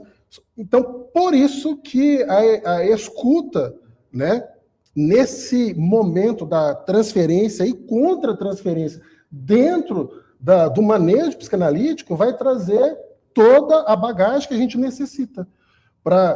Igual já lança aqui de novo a pergunta: o que emocionalmente me prende a ponto de eu ter que externalizar fisicamente o que emocionalmente eu não estou resolvendo? Não seria uma somatização, que seria o corpo trazendo o grito, mas o meu consciente agindo, movido pelo inconsciente, marcando o corpo externamente. Muito bom. Pois bem, tenho aqui uma pergunta e eu gostaria de lançar essa pergunta agora para todos os três. Para a Alexandra, que está conosco, para o Rodrigo, para o Francisco. Por exemplo, quando se afirma que só entra em análise quem quer saber sobre o seu viver, estamos diante de uma condição estrutural do trabalho analítico ou estamos diante de um risco de exclusão de sujeitos com baixa simbolização? O que vocês pensam? Porque isso também nos atravessa eticamente. Muitas vezes pode-se chegar até nós pessoas que realmente apresentam uma grande dificuldade de simbolizar, de falar, de expressar.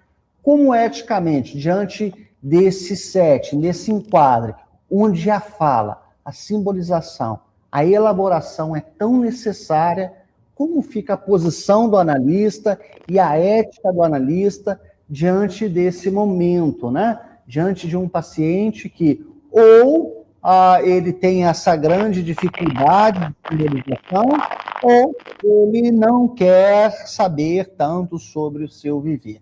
Como é que vocês pensam essa questão? Por favor, gostaríamos de ouvir as considerações dos três. Comigo? É interessante, sim, a pergunta é muito boa. Eu vejo assim que Lacan ele fala que nós devemos pagar com a nossa própria pessoa. E ele está falando que nós temos que deixar muitas vezes, de querer. E que se você fala o que você quer, ali na hora, você está deixando de que a pessoa seja ela mesma, que ela consiga externar seus sentimentos, falar. O analista ele tem que saber a hora que ele tem que ficar em silêncio e tem que saber a hora que ele tem que fazer boas perguntas para quebrar as resistências. As boas perguntas para quebrar as resistências, elas são super importantes. Lacan ele fala dessa questão que eu estou abordando agora, Ele fala no seu livro a direção do tratamento e os princípios de poder. Então, olhando para essa pergunta, para aquilo que a Alessandra estava falando, eu vejo assim, nós estamos vivendo um vazio existencial enorme, um buraco.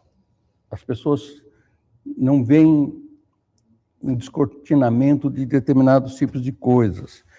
As compulsões, como nós estamos falando, o Kurt agora há pouco, e as outras doenças, aparecem as compulsões, o toque, e daí vai uma infinidade de problemas que estão aparecendo. As pessoas desorientadas, caminhando desorientadas na sociedade que nós estamos vivendo. Eu diria assim, parece-me que cada dia mais o analista, ele precisa se portar como analista. Porque se ele não se portar como analista nas sessões, ele vai deixar de ser alguém que vai ser procurado. E ele é procurado por quê? Porque as pessoas vão achando que ele tem a solução. Então, depende muito do seu conteúdo, do que você tem como conteúdo, para poder sustentar as sessões. Porque o analisando, ele vai pegar coisas pequenas que você está falando lá. Se você está conversando com ele está pensando, ele está trabalhando a mente dele. Daí, se você está falando, e ele só pensando, não resolve. Então, é preciso que haja silêncio, haja um momento de ser quebrado esse silêncio com boas perguntas. E esse é o manejo. Então, o analista nunca deve perder de vista aquilo que ele tem aprendido ao longo do tempo, que ele tem carregado ao longo do tempo. Então, eu creio que a clínica psicanalítica vai ganhar, não só dele, mas a psicanálise, de uma forma geral, vai ganhar com isso, né? A interpretação que o psicanalista vai dar é de colocar na própria boca do paciente aquilo que ele disse. Então, eu não vejo assim que eu tenha solução para tudo, mas eu entendo que as pessoas têm a solução dentro delas e elas precisam encontrar essa solução. Isso é o que implica, como a Alexandra nos trouxe, né? O tratamento analítico é uma implicação do sujeito sobre aquilo que ele não sabe sobre dele, mas que deseja fazer esse caminho. A Alexandra ou o Rodrigo, quem gostaria de fazer a resposta agora, já caminhando aqui para o nosso fechamento.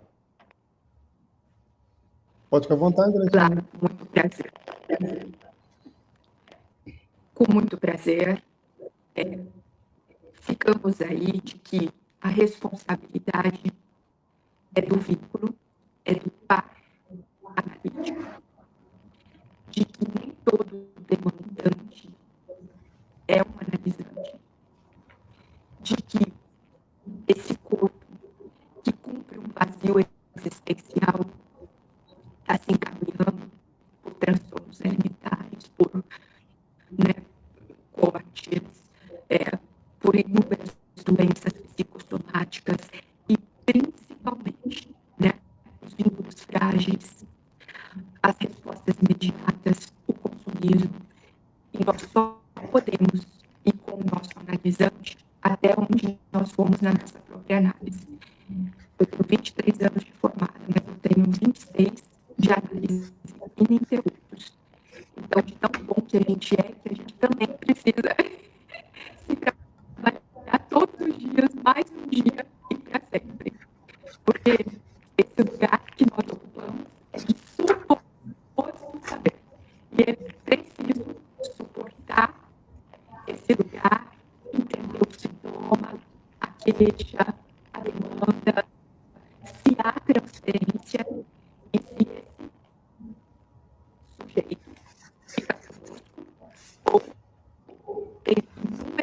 habilidades para todos os bolsos e gostos. Alexandra, que pena, a conexão ficou instável novamente. Nós vamos marcar, com certeza, de fazer um novo encontro para que você possa oferecer todo esse conhecimento que você nos traria aqui. Com certeza, nós vamos marcar uma live e vamos replicar tudo isso que você poderia ter trago para a gente aqui, que com certeza enriqueceria muito o nosso trabalho. Gostaríamos de ouvir brevemente, Rodrigo, o que você tem a dizer sobre essa questão, né? Quer que eu lhe relembre a pergunta? Não, tranquilo. Maravilha, vamos lá. É comum, né, às vezes acontecer de esse analisando, ele chega e aparentemente, ou a gente já percebe ali que ele não tem tanto a oferecer, ou por situações cognitivas, de repente, eu não sei, ou até mesmo em casos quando, por exemplo, o paciente ele vai porque a mãe pediu que fosse, o marido pediu que fosse, ou o pai, né? E por aí vai. E normalmente esse paciente ele chega na clínica, né? Chega no consultório, na maioria das vezes totalmente fechado a possibilidade que haja até uma transferência. E isso, à primeira mão, dificulta o início do processo analítico. Eu costumo dizer que, dependendo da situação, às vezes, a psicanálise, ali, a transferência, a contra-transferência, às vezes vai acontecer lá na terceira, quarta, quinta sessão. Dependendo do contexto, como começou-se esse atendimento clínico. É diferente, porque tem aquelas pessoas que chegam, né, totalmente disposta a ter aquela troca, né? Ela quer falar, ela quer entender, ela quer compreender, ela quer trazer de forma palavras e atos falhos e negações, tudo aquilo que ela sente. E também, para nós, eu acho que, não eu acho, eu creio que nós temos um gozo do nosso ofício, da nossa ocupação, quando você percebe alguém que chegou, de certa forma, blindado até nós, e com pouco tempo a pessoa se coloca à disposição de entender o porquê ela chegou ali. Uhum. E por isso que eu acredito que a gente não deve agir conforme a pergunta, de repente, né? De talvez subjugar, ou acreditar que dá, ou acreditar que não dá, né? É claro que é impossível a gente trabalhar com alguém que simplesmente bateu o martelo e fala, eu não quero. Né? E não só na psicanálise, em qualquer área, você vai falar com a pessoa, você precisa procurar um médico, a pessoa fala, não quero. Né? Na análise mais ainda, porque a gente precisa dessa troca, né? Pois bem, eu vou me arriscar aqui a responder também essa pergunta, já que a Alexandra não pôde trazer talvez a resposta clara para a gente. Eu acho super interessante quando a gente pensa justamente, já são aqui os pequenos atos falhos pelo cansaço, 1000 perdões. Quando a gente pensa essa questão da ética e a posição do analista, eu acho que muitas vezes também nós somos convocados a ocupar tudo aquilo que a psicanálise também propõe. Como a psicanálise propõe também oferecer esse lugar diferente, singular para os nossos analisantes, eu penso que a ética, e penso também que a posição do analista, ela também carrega uma certa singularidade dentro de um contexto. Por exemplo, não existem normas que sejam extremamente rígidas para que nós possamos alcançar aquele ponto nodal do inconsciente do nosso analisando. Eu lembro um jovem que eu atendi já há vários anos atrás, em consultório, e a primeira demanda materna. Não era ele que queria ir, né? Mas tudo bem, aceitei, vamos ouvir, quem sabe conseguimos aqui um manejo com ele. Ele chegava, arrancava os tênis, jogava no meio da sala, se jogava no divã, bum, fone de ouvido e música. Todas as intervenções que eu tentava com ele, nada, silêncio, recusa, falta de simbolização. Permanecemos assim 3 sessões. E ele ia. Na 4ª sessão, ele chegou, abriu a porta, ele entrou, jogou o sapato, se jogou no divã. Eu peguei o puff que ficava na minha lateral, joguei ele na minha frente, coloquei os meus pés para cima e pus o fone de ouvido. Quando eu faço isso, eu implico alguma coisa diferente nele. Nesse momento, esse jovem me olha com estranhamento e fala: ué, você não vai me ouvir, não? Né? E ali a gente dá a entrada à análise dele. Então é super interessante a gente pensar como a psicanálise, de uma forma muito ética, muito singular, né? Ela possibilita, muitas vezes, e o analista precisa, talvez, ser criativo em alguns momentos, para que ele possa alcançar aquele sujeito e implicar ele, né? E quando ele diz, você não vai me ouvir, eu retiro os fones de ouvido e começo realmente a escuta com ele, que foi, assim, um processo que durou mais ou menos quase 2 anos. Continuamente ele ia, e aí ele levava refrigerante, já sentava ali no tapete, né? Então toda aquela jovialidade, né?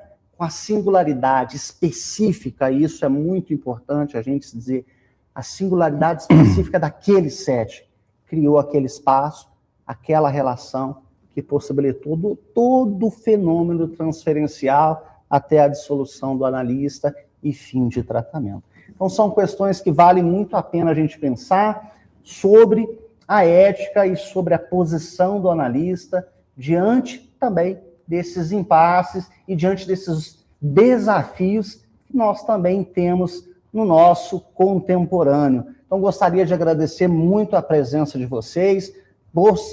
Claro, gostaria também que vocês pudessem, primeiramente, se despedir de todo o pessoal. Nós vamos nos reunir com aqueles que podem também num link agora, para que todos também possam fazer aqui uma despedida coletiva. Então, as suas considerações finais e despedida, a sua... Alexandra, se for possível, também as suas considerações finais e a sua despedida. Foi ótimo ter você conosco e, com certeza, nós vamos, de alguma maneira, compensar a tua ausência aqui numa próxima eventualidade qualquer, aqui num próximo evento, numa próxima live, numa próxima aula, estaremos juntos.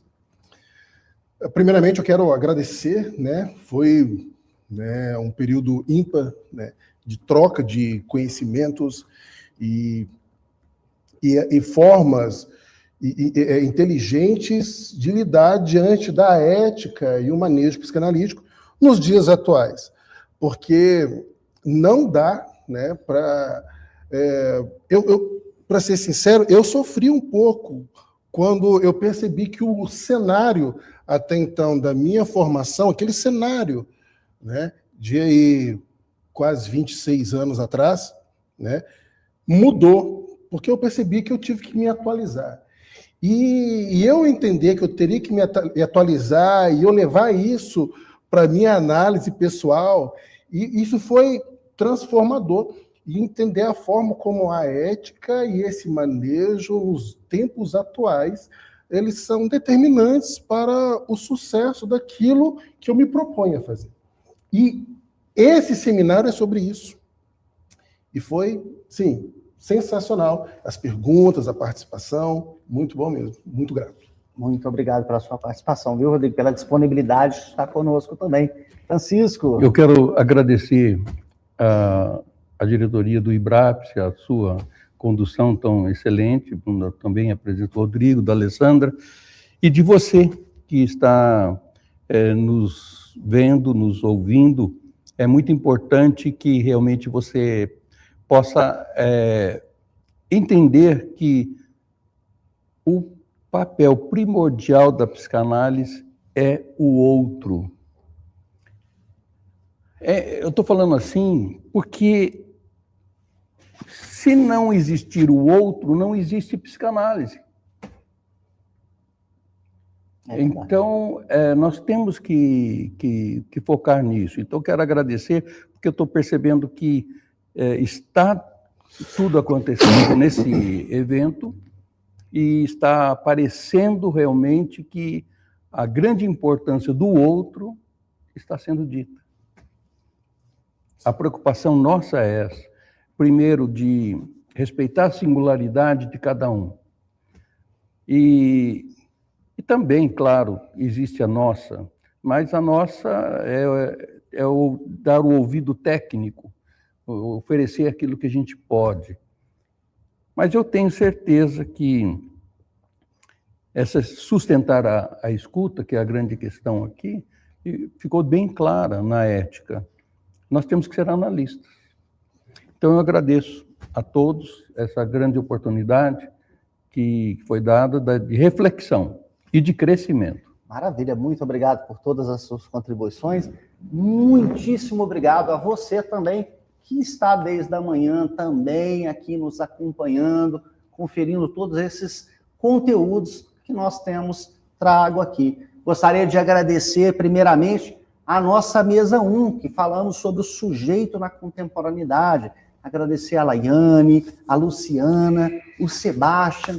Na mesa 2, que nós falamos sobre sintomas e psicopatologias. Nosso muito obrigado também ao William, a Esther e ao Luiz Carlos. Na nossa terceira mesa, nosso terceiro painel, falamos sobre o manejo clínico e a direção do tratamento com o Bruno, com o Daniel e com o Gabriel. Muitíssimo obrigado a todos vocês que retiraram aqui um tempo precioso para poder compartilhar conosco os seus conhecimentos. Nós desejamos de todo o coração que realmente esse evento possa ter atingido a expectativa de vocês, que vocês possam sair daqui bem mais maduros e com mais conhecimento do que quando começaram. Gostaria também de fazer aqui um agradecimento especial a toda a equipe da Sobrapse. Uma equipe que trabalhou aqui incansavelmente, não só o dia de hoje, mas há muitos dias, trabalhando para que esse evento fosse possível. Então, muitíssimo obrigado a todos vocês, Vitor e toda a equipe. Nós agradecemos imensamente todo o esforço que vocês fizeram para que fosse possível hoje o nosso segundo Seminário Internacional de Psicanálise. E nós temos os psicanalistas que participaram conosco na tela para que a gente possa fazer uma despedida com todos. Não foi possível. Então, mesmo assim, muito obrigado a todos vocês, palestrantes, todos aqueles que nos ajudaram na estrutura, toda a equipe, e muito obrigado você também, estudante, psicanalista, companheiro aqui de profissão, interessados pela psicanálise.